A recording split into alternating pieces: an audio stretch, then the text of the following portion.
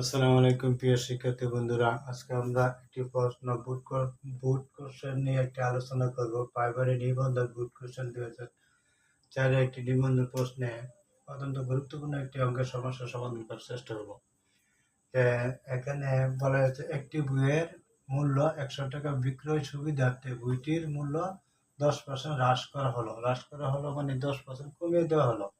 3 মাস পর বইটির নতুন মূল্যের উপর আরো 5% ছাড় দিয়ে বইটি বিক্রয় করা হলে বইটির কত টাকায় বিক্রয় করা হলো?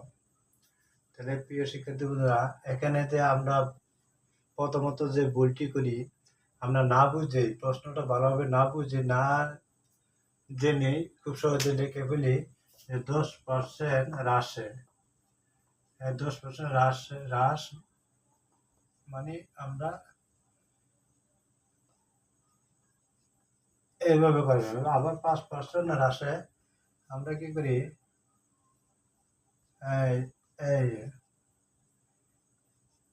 এই যে এভাবে করার জন্য চেষ্টা করে বলি, প্রথমে বুঝে বলি এভাবে করার জন্য, কিন্তু আসলে এই নিয়মে এই প্রশ্নের কোনো সমাধান নেই। আমাদের এই প্রশ্নের সমাধান করতে হলে যেটি করতে হবে সেটা হলো, এখানে প্রশ্নে দেওয়া আছে কি, আমরা প্রথমে লিখতে পারি দেওয়া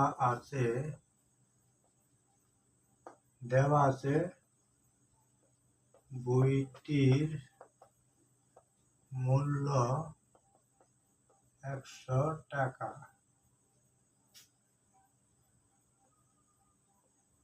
100 টাকা, তাই তো? এখানে 10% হ্রাসে বিক্রয় মূল্য, এখানে 10% হ্রাসে বিক্রয় মূল্য আমরা লিখতে পারি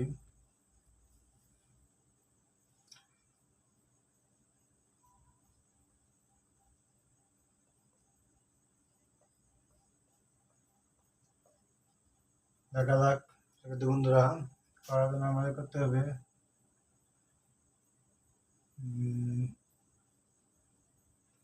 এটা ব্যবহার করে আমরা পাই 10/90। শিক্ষার্থী বন্ধুরা, আপনারা প্রশ্ন করতে পারেন ওই নিয়মে গুলো তো 90 টাকায় আমাদের আসে, কিন্তু ওই নিয়মে না, আমাদের এই নিয়মে করতে হলে আমাদের পরবর্তী যে নিয়মটা আছে 5% ছাড়ে দেয়, ওইটার সাথে এটা মিলবে না, যার জন্য এভাবে করতে হবে। দেখা যাক 5% হ্রাসে বিক্রয় মূল্য, 5% হ্রাসের বিক্রয় মূল্য, এখানে 5% ছাড়ে বিক্রয় মূল্য বলতে কি বোঝানো হয়েছে যে 3 মাস পর বইটির নতুন মূল্য, এই যে এখানে যে কথাটা বলা হয়েছে নতুন মূল্য, এই নতুন মূল্যটা কোথেকে আসে? নতুন মূল্যটাই আসে এই 90% থেকে।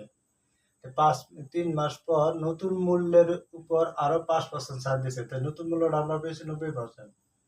সুতরাং 90